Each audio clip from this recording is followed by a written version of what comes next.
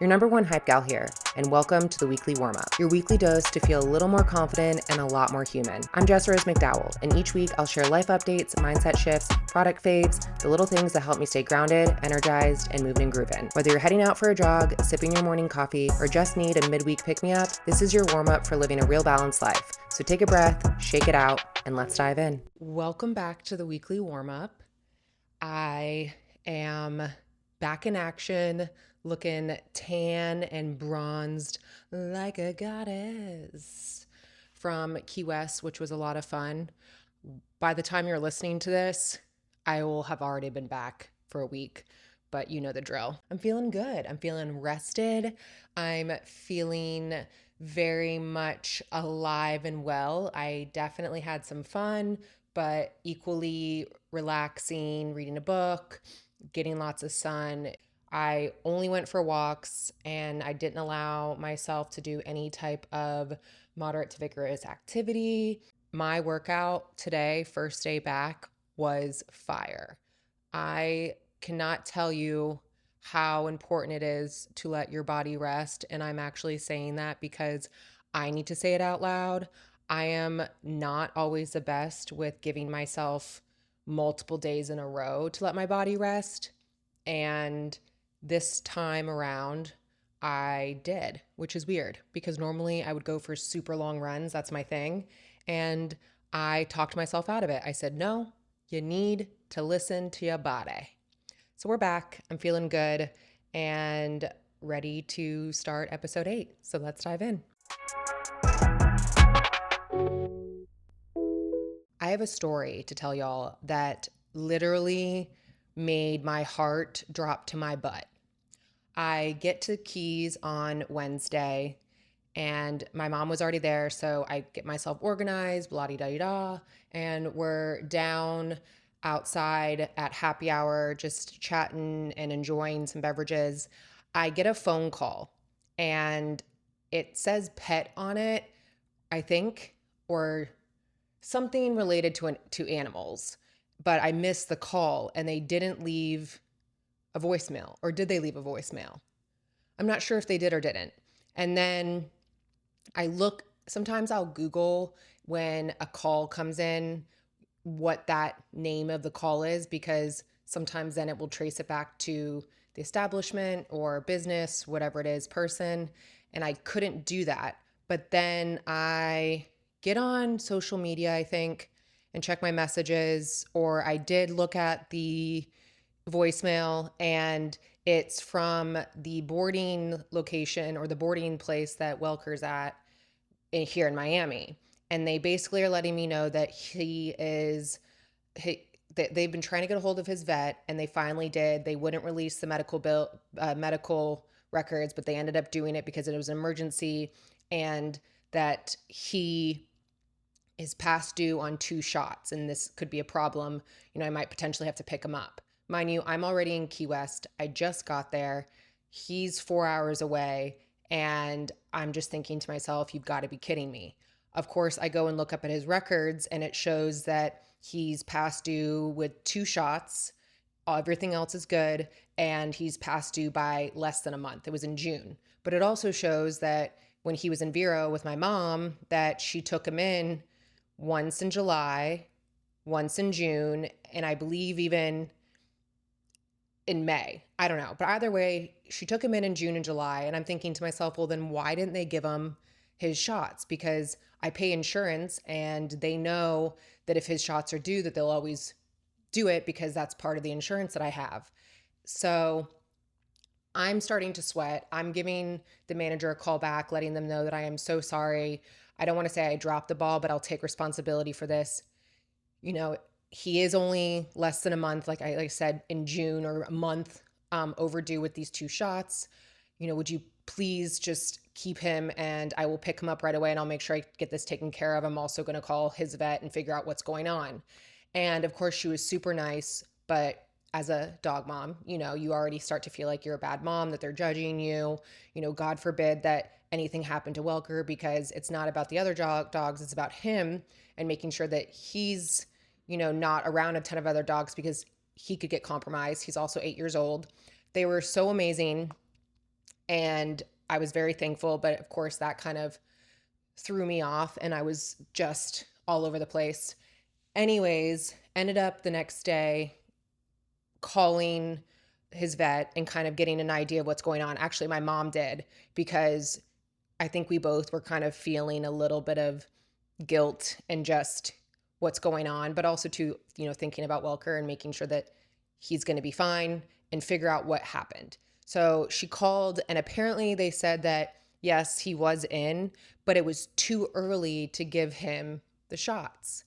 And I'm thinking to myself, well, that makes no sense, because if they were due in June, a month early for shots, that can't be awful. Especially, why would we want to come back and then his next comprehensive exam, which he gets twice a year, is in October? So the practical, logical thing to do would be to give him the shots when he was there, especially in July, because he was going in to get an itchy shot that way, over summer and stuff with allergies. Long story short, that was weird, but it all worked out. They were amazing to him. I don't think that we called it Gen Pop. I don't think he was in the Gen Pop the whole time. I think that he was in his VIP cell quite a bit. And I saw that they kind of brought him up front and let him do his own thing, which is totally fine, because he is not big into wanting to be around dogs all the time. He definitely needs his alone time. He's like his mother. And he would rather be around people, truthfully. So it kind of worked out for his benefit, and thus far he's doing fine. He's actually laying and sleeping right next to me. I'm staring at him right now, and he's doing phenomenal.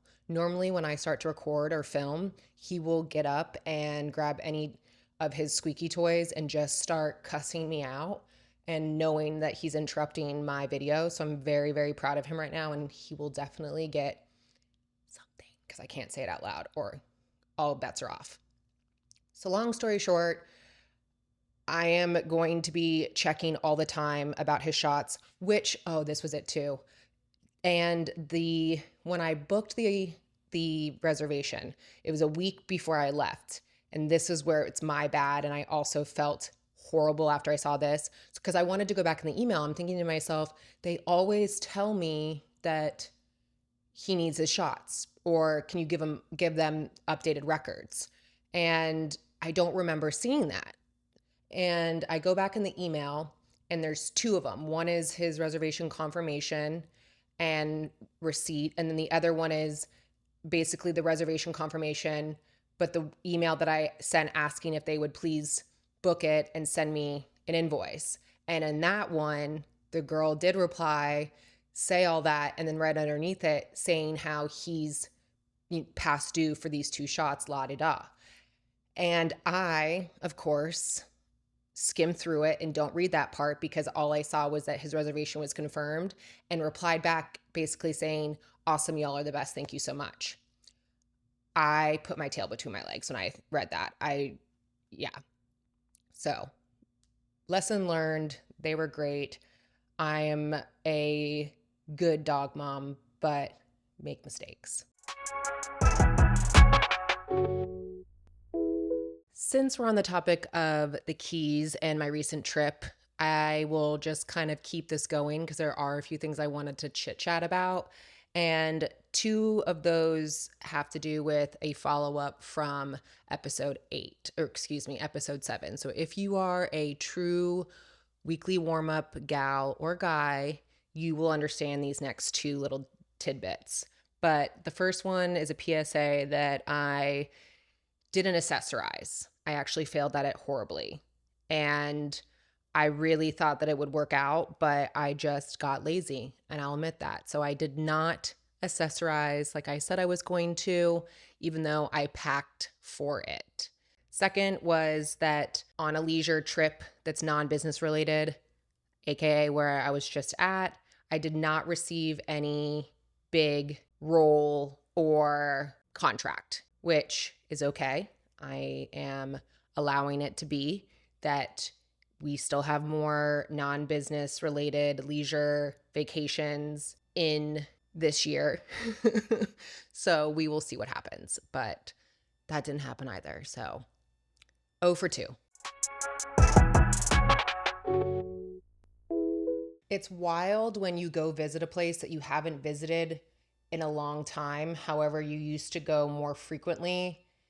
For instance, we're still on the topic of the Keys or Key West, and how, I grew up going there, and I went, in college as well, and I haven't been truly for a hot minute.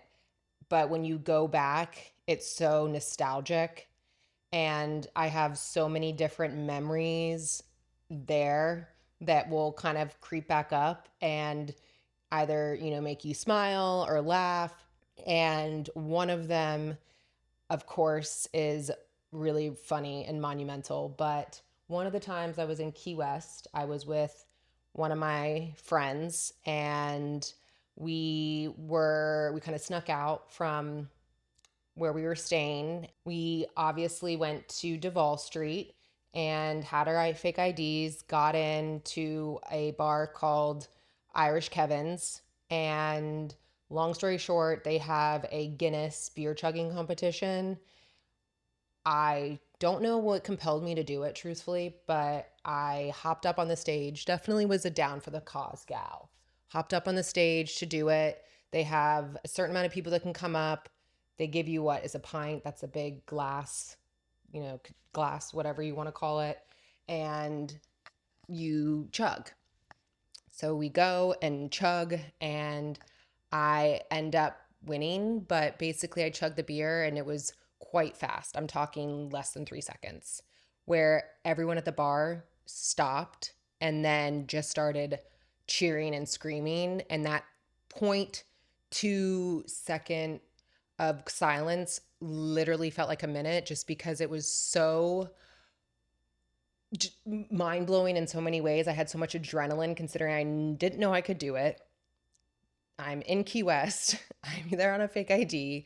I'm on stage, and I just won this Guinness chugging competition, and everyone's screaming and blah, blah, blah.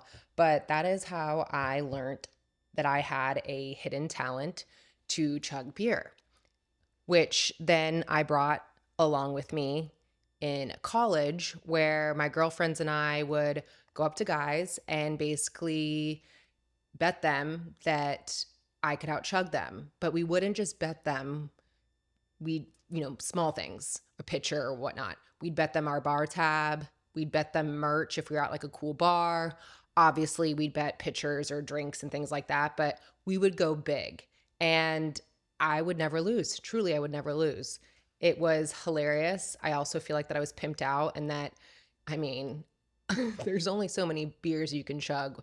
Obviously, when you're younger, though, you can handle it more. But yeah, it was a lot of fun, and a hidden talent that I I don't know, that I don't want to say I'm proud of, but I think is pretty cool. I'm badass like that, Obviously, that meant that we needed to take a little trip to Irish Kevin's. And we went during the day because I'm not trying to go out, I'm not trying to do late nights. It's also peak summer. The Keys isn't as busy just because it's so hot versus when you go during season or spring break and things like that. But just wanted to stop by and kind of soak it all in. And it's funny going in there, obviously, one during the day, but much older, and just thinking about the things that have gone on. But yeah, I went back, I got a little cup, said hi. I did attempt to chug a beer. It didn't go well. I don't want to say that I've lost it, because I do remember not too long ago doing it when I went home or something. But I think that I was just not in the right place, in the sense of I wasn't really wanting to do it. I felt like I needed to. I was so hot. I was just starting to drink and I wasn't sure if I wanted to. Blah, blah, blah. I'm making excuses. Either way, it wasn't the best. My mom and I were laughing about it, but that's that. I got my Irish Kevin's in. Something that is wild and really makes me realize that the world is just one big hamster wheel is that when I would go on my morning walks, in general, there's tchotchke stores all over the place. And 9 times out of 10, you're going to find the same thing in that store that you find in the store two, blocks down, or not even 2 stores down. But I was walking around and I realized and I noticed it was actually right outside the front of the store, like the storefront, and it was a top that me and one of my best friends growing up, Jamie, got when we were in the Keys during one spring break. And it's the same top, same color, same everything. This crop top, it's actually really cool. Very, very old school neon color. And it made me realize that, yeah, our world is just one big revolving door, but also how these tchotchke stores have been the same forever. Of course, as you get older, your standards of how you sleep and how you go on vacation change, obviously. When I was in college, I was not as concerned with where I slept or if I was having a spa day or if I had a robe to relax in. Obviously, there's a time and a place, though. Don't get me wrong. I've always had a big knack for a hotel robe, room service, putting on a sheet mask and just marinating. But when you're on spring break, you're not really worried about that type of stuff, especially when you're in your 20s in college or early, 19, 20, 21, whatever. And one spring break, I spent half of it in Key West and the other half in Bahamas. And it's funny how I actually, for that Key West trip, because I was there with a lot of my best guy friends growing up, I think I slept on the floor for every night. If not, I probably would have pushed one of the guys over and maybe tried to get on some sliver of the bed. But it was very last minute me planning this. And they basically were like, you can come and crash, but there's like no beds.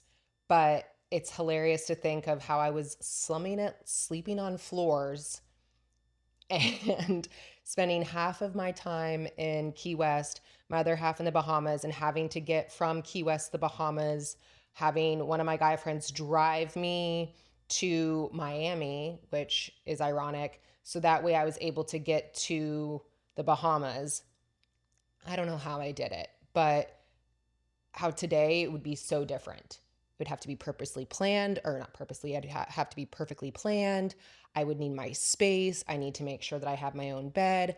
Are the sheets plush? Is there anywhere that I can go to get a good coffee? Is there a spa or a fitness center? Am I able to go for a run? Making sure that there is room service. Life is crazy. It's so funny to me. But yeah, good old Key West for you. One of the days, my mom and I decided that we were going to basically have a fun little Duval day drinking. And we wanted to plan it midway through the trip. That way we could properly recover, which is hilarious. But we were out and about and I saw a group of ladies. They were basically one table over from us. And these ladies, it had to have either been 4 generations, 2 generations, some of them family members, some of them not. Maybe that they were family members, but not immediately related, as in aunt, grandma, sister, friend, whatever it is. Anyways, all of them except one had to have been in their mid 70s, possibly 80s. I'm not even kidding you. And they were wearing these badass shirts. I forget what it said. I know it said girls trip on it. And they were just going to town on their drinks, having their, amazing Key West seafood. Whoa. The way I just said seafood. Having their Key West seafood really just made me come to terms with the fact that life goes by so fast. And I don't want to say you only live once, YOLO, but you really do. And it happened to be that particular day, my anxiety was quite high. I was kind of having in and out panic attacks and not feeling guilty for wanting to get, lit and having a fun day. But I also was thinking of the things that I have to get done when I get home, which is crazy. It's not normal. I don't think I'm the only one, but either way, I was having a little bit of anxiety. And though we were having fun, it was holding me back from really just enjoying myself fully and just immersing and being present in the fact that I'm allowed to take time for myself and that it is healthy. But when I saw these ladies, it really made me realize, bitch, just go have fun. Go have fun, enjoy yourself. These ladies are living their best life, not worried about anything. And here you are, you're young, you're in your prime, you're never gonna be this good looking ever again. Not true, but we'll let it happen. What are you doing? And that switch just flipped, and the rest of the day, had such a great time and realized that sometimes all you need is a group of 5 old ladies on a girls' trip to make you realize that it's not that serious. Some of y'all are not good at snacking. I will put my hand up. We need to start thinking about our snacks as if they are the vessel that is getting us to our main meal throughout each part of the day. If we are snacking on foods that are highly processed, has a lot of fillers, lots of sugar, not balanced with your micronutrients, has dyes in it, you're going to crash. But you're not only going to crash, you're not going to let your body preserve the energy. So then when you go to your main meal, whichever one it is throughout the day, breakfast, lunch, or dinner, you're going to go in there more hungry and then not sufficiated. I can never pronounce that. Say it. Sufficiated. We'll Google that in a second. I wrote down in my handy dandy notebook some of my favorite snacks that I like to munch on. And what I'm doing is I'm thinking energizing. I'm thinking keeping my sugar level at bay, and that isn't going to make me feel heavy, bloated, or gassy. I'm big on little baby heirloom tomatoes, the baby ones that are the different color, with balsamic glaze, feta cheese, maybe throw in some arugula.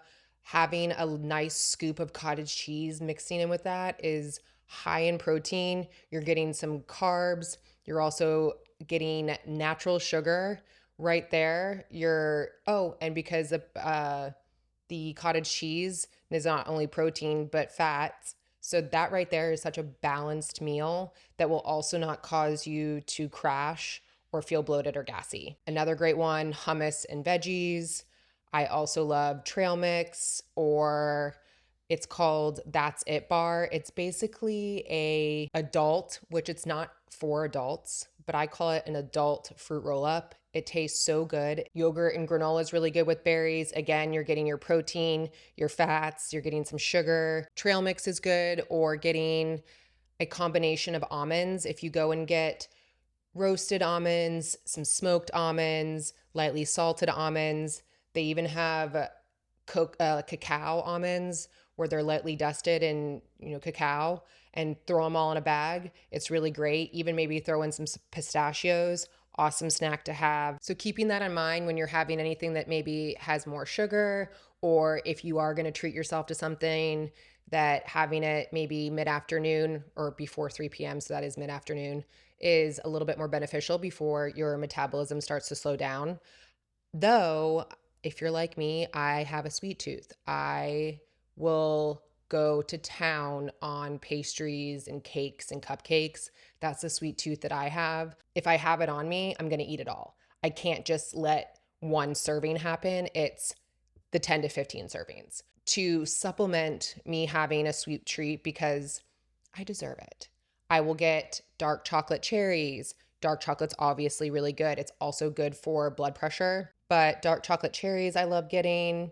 I will obviously make some sort of yogurt bowl and put in my chocolate protein, almost making it like a chocolate mousse, and then throwing some berries and granolas, making a smoothie. I love making a smoothie. packing in, the fiber and the protein, getting your vegetables, your your vegetables, your fruits, antioxidants in, but also it fills you up and you lose that sweet craving. Since we were on cottage cheese, another snack I love is cottage cheese with jam, like a preserve.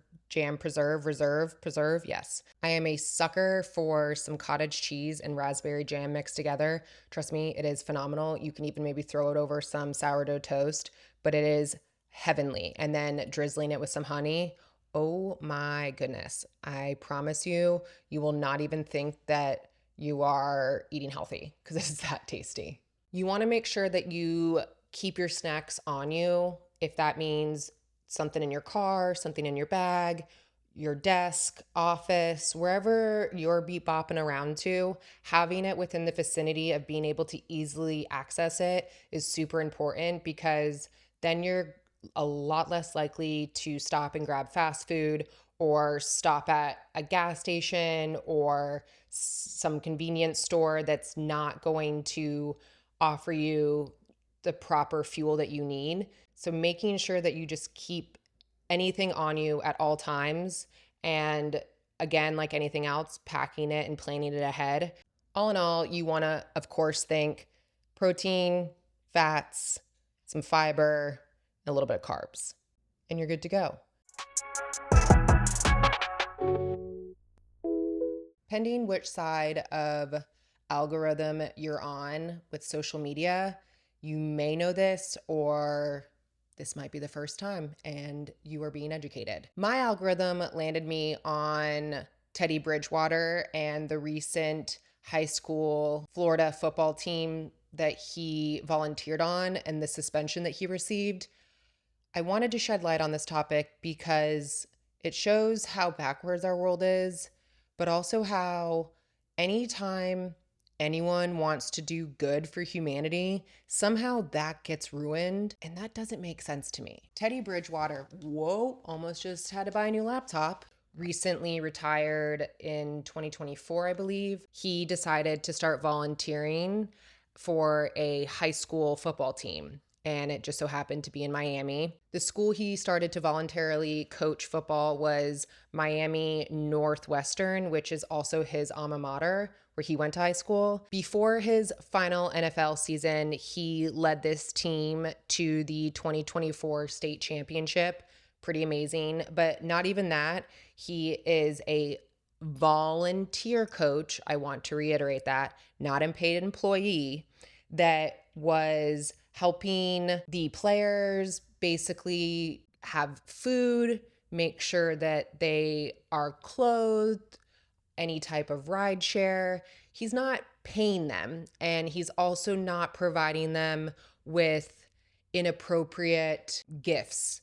He's helping to ensure that they are well taken care of and that they show up to practice and that they don't turn into a statistic but succeed. Well, lo and behold, leave it to society to come on in and ruin that. The Florida High School Athletic Association is investigating the allegations, which could lead to further punishment for Bridgewater or the program. Basically, Teddy was suspended by the Florida High School Athletic Association because he was giving gifts to students as a volunteer, not an employee. There is no rule regarding a volunteer helping out students. You're telling me that you're going to potentially punish these student athletes and potentially not enable them to advance in the sport that they love, but also advance in their career over a volunteer coach helping them with meals and ride shares to get to and from practice. It truly screams that there are people that just don't care about students or about helping each other. I pray for those boys on that team and for Teddy Bridgewater and the other coaches involved with this football team that it goes so well in their favor that people potentially lose their jobs with Florida High School Athletic Association. I have to read it because I keep forgetting who they are because that's how pissed I am. No one should ever have to go through anything like this for being a volunteer. That's what really makes me so disappointed to see that this could potentially turn into something way bigger than it ever should have been. I'm going to keep an eye on this and obviously update once there is more information regarding the quote unquote allegations. But yeah, I'm really just sad. I'm sad about it, and it's a huge bummer.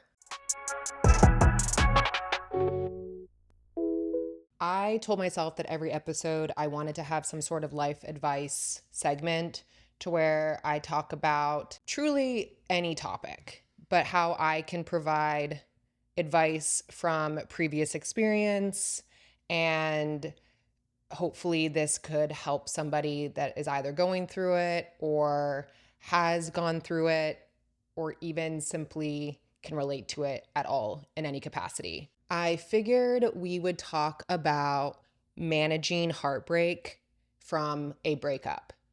Now, this could mean any type of breakup, but obviously, for the sake of this topic, it is a romantic breakup. But of course, you could apply this advice to any type of breakup in general. If you're going through a breakup or if you're going through heartbreak, you want to make sure that you are surrounding yourself with people that aren't going to monetize off of your grief and your heartache.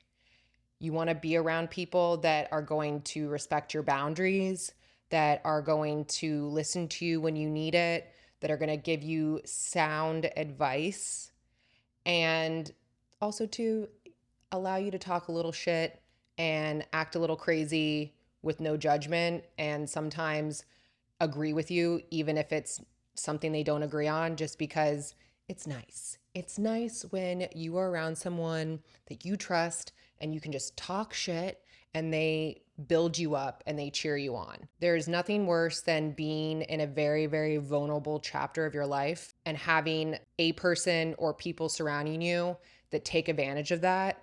It's honestly psychotic, but it happens. I find that, of course, everyone grieves differently, but a lot of the stages when you're going through heartache or breakup, at the start of it, you feel numb. You almost don't even believe it that it's actually happened or that it is happening.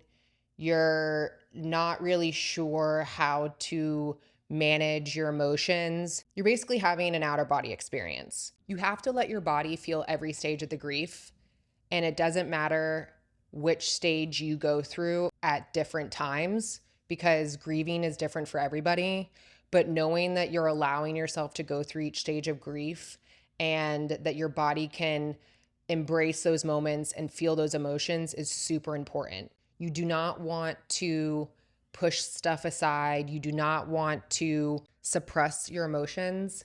It's only going to make it worse and you're going to backtrack. Make sure that you are developing coping mechanisms that are healthy and that are beneficial to you. If that means you need to go and sit in your shower and cry, that is a coping mechanism. They're not always conventional. It's not all about just journaling or going outside, exercising, eating right, but finding little coping mechanisms that allow you to feeling like you are safe in your own body. That's the most important thing. When you're having a panic attack or you're going through one of your episodes of grief, whether it's anger, resentment, regret, happiness, laughter, rage, you want to be able to go to a coping mechanism that will allow you to level out and come back to earth and remind yourself who you are. It's so important to give yourself space to allow yourself to grieve, but to find yourself again.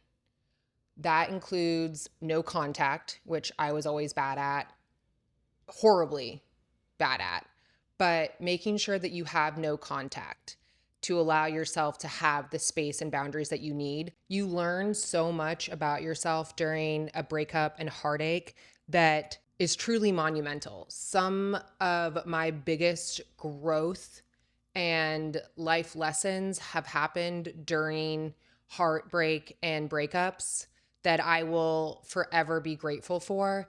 And you realize that everything truly happens for a reason, even though you might not think that in the present moment. But I promise you, it gets better.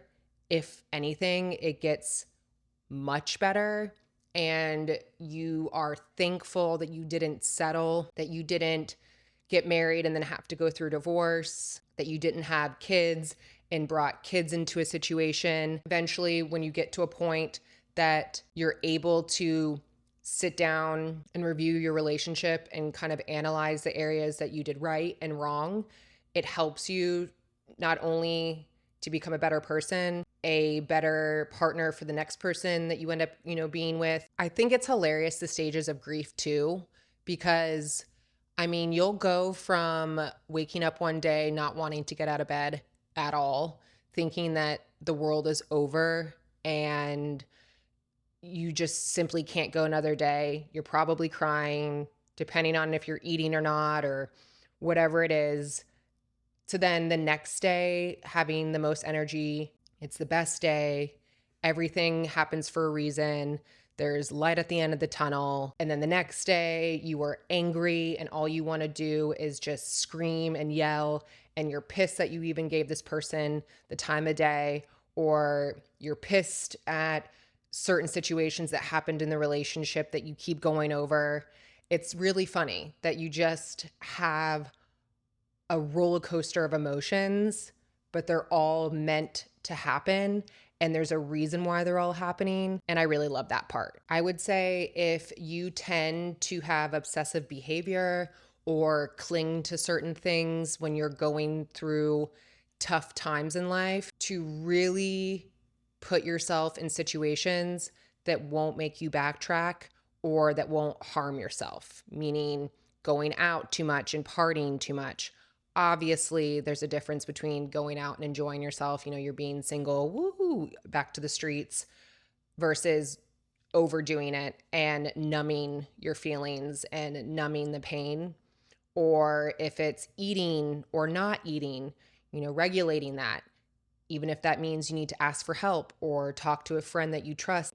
Something that has always helped for me and has been my escape is running.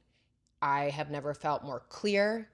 I was able to just release, whether it be crying, laughing, no motion, no feeling, not even thinking anything, just moving, but running and letting myself have any type of emotion that happens. It also gave me a lot of time to think. I was able to process more and rationalize more, but also see my future.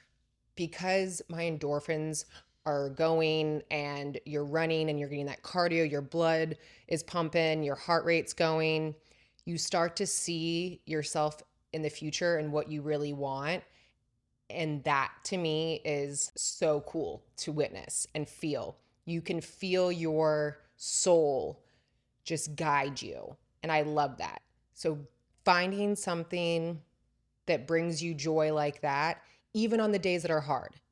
Because trust me, on the days that are hard, you're going to want to talk yourself out of it so much. But the second you start going to whatever that coping mechanism is that's healthy and is appropriate, trust me, you'll thank me. There's a difference between keeping yourself busy and keeping yourself busy to have mental blocks. It is always very, very beneficial after heartache or breakup to have a full schedule or to have something to look forward to.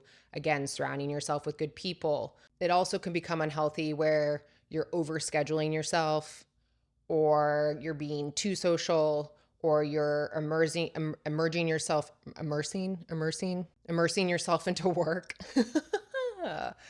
Me and words.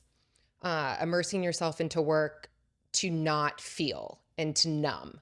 And that's not healthy, because what will happen is eventually there's burnout. No matter what, it's inevitable that you're going to slow down. The second that happens, you are going to get hit like a Mack truck with so many emotions and feelings that you're not even going to know what to do with yourself. You want to think happy medium with staying busy. If it's something to do with career, that's always important to do. Going after your goals and your dreams is, especially getting out of a bad relationship. Sometimes that means that it has been compromised before, or that you gave up certain things that now you're able to take back on that make you feel like yourself again. That's great. Finding new hobbies, or starting a hobby because you felt as if you didn't have any before.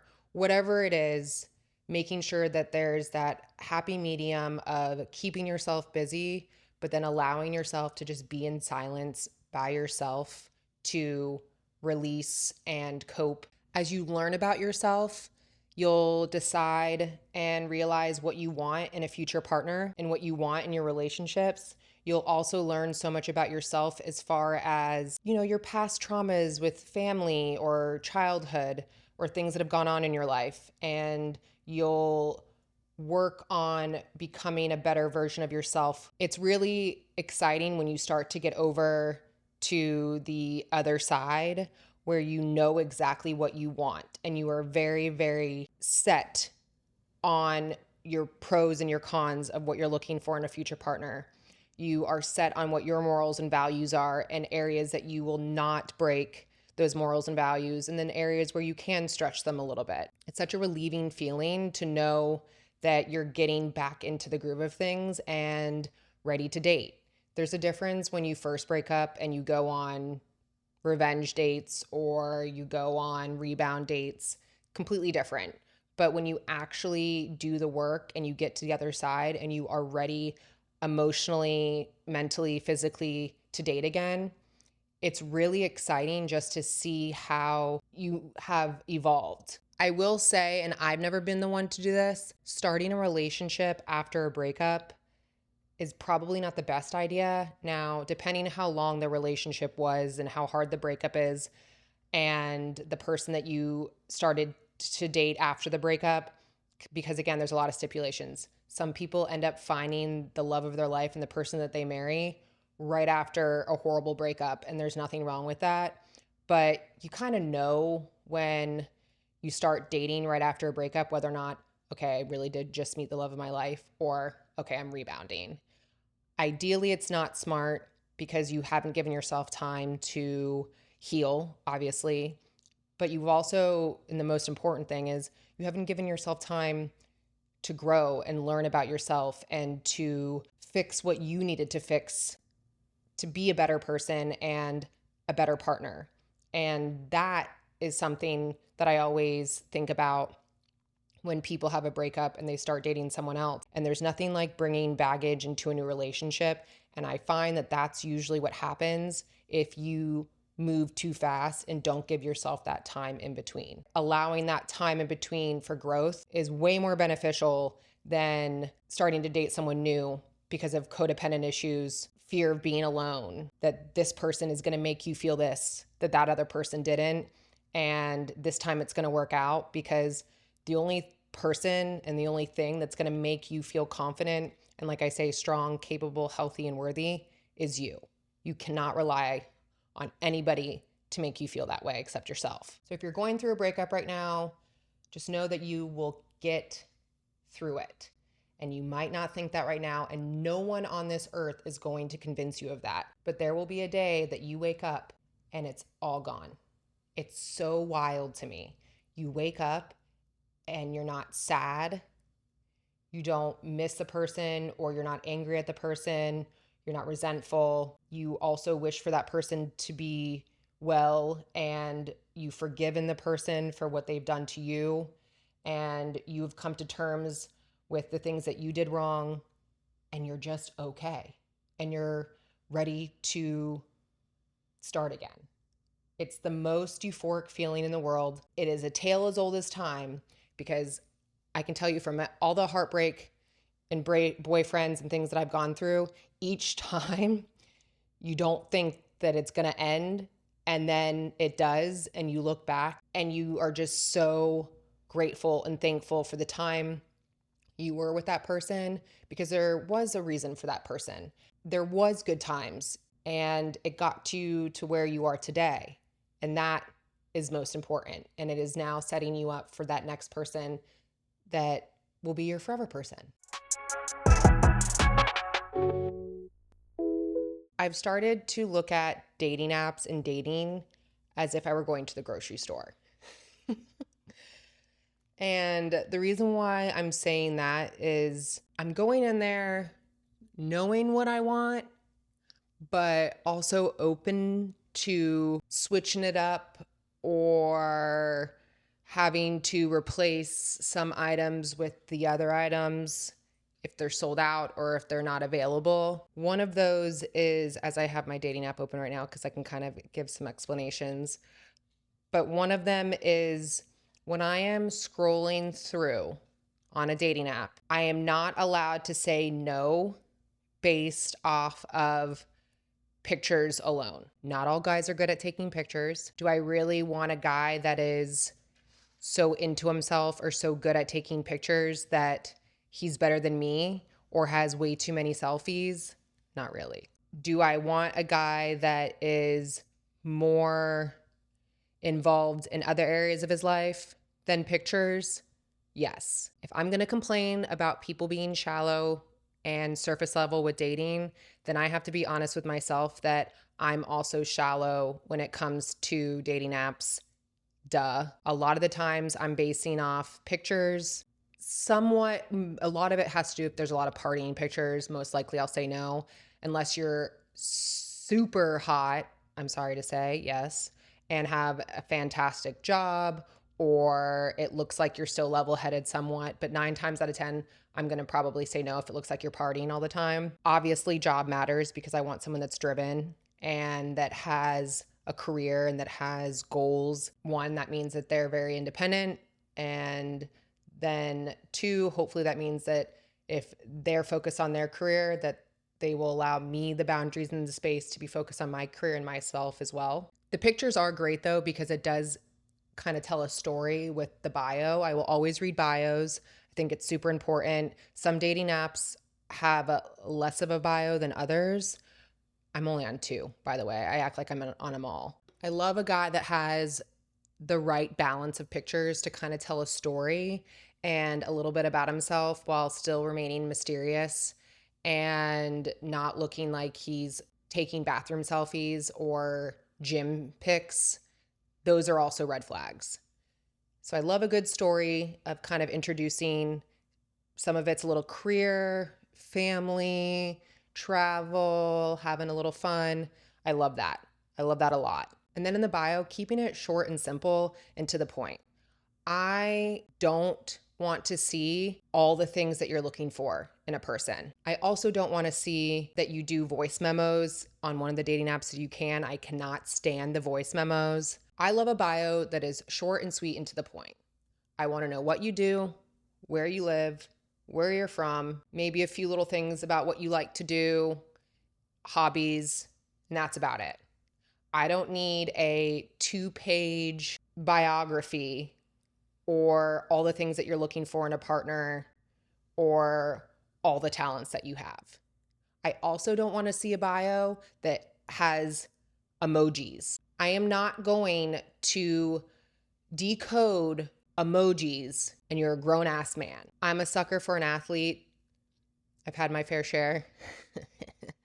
So if they have any type of pictures of them being athletic, are an athlete, even though I'm trying to stay away from professional athletes, but athleticism at all is going to be a big green flag for me. A big red flag to me is if you have a picture of you and an old partner and you put an emoji face or an emoji in general over their face. It's kind of giving I'm not over my ex. It's kind of giving gaslighting, as if you want someone to say something about it or that you're trying to prove something. I don't know what it would be because I'm not a psychologist, but there has to be something said for somebody that will post a picture of them and a past partner and put an emoji over their face and put it on a dating app.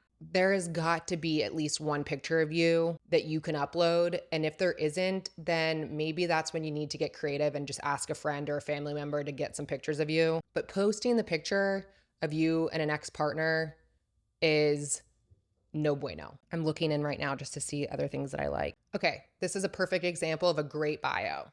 His name, his age, what he does, where he lives, where he's from. I like wine and running and traveling and skiing. First of all, I'm pretty sure that this guy and I are going to get married because ditto. But to the point, you gave your 3 to 4 top hobbies and what you like to do, and that's it. We like you. I've already matched with him. It's going to happen. And then this app, you're able to kind of show your interests in songs and blah, blah, blah. Again, not overdone. He's given a couple interests. I've done that. A profile song. I've done that. And then places that you'd like to be, blah, blah, blah. He has great pictures too.